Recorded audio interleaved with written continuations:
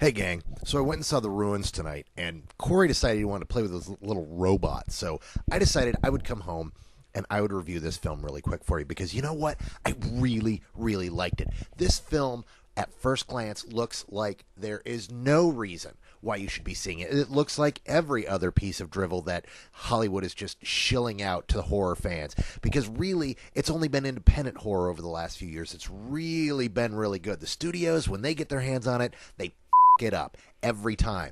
Well, this time they didn't. They actually made a really fun, really cool little horror film that's got shades of Carpenter going on, which is really, really weird. It caught me off guard.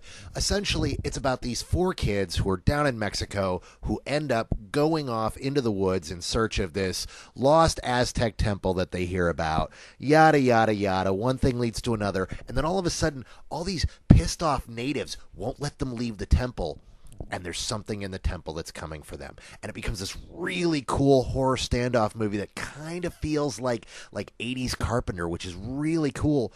It's not, I'm not going to say it's that genius, but it is really good. There's some great blood, there's some really great scares, and it's a really, really solid horror movie with really good acting. It's got Jenna Malone, Sean Ashmore, who you guys know as Iceman, and Laura Ramsey, who I normally hate. I mean, this is the chick who was in, The Real Cancun, and she was in that horrible Venom, and she was in that really awful The Covenant, which is really funny, but still awful. And here she's actually really good and really hot. You know what? I'll bet you Corey is going to want to do her. But we'll talk about that later.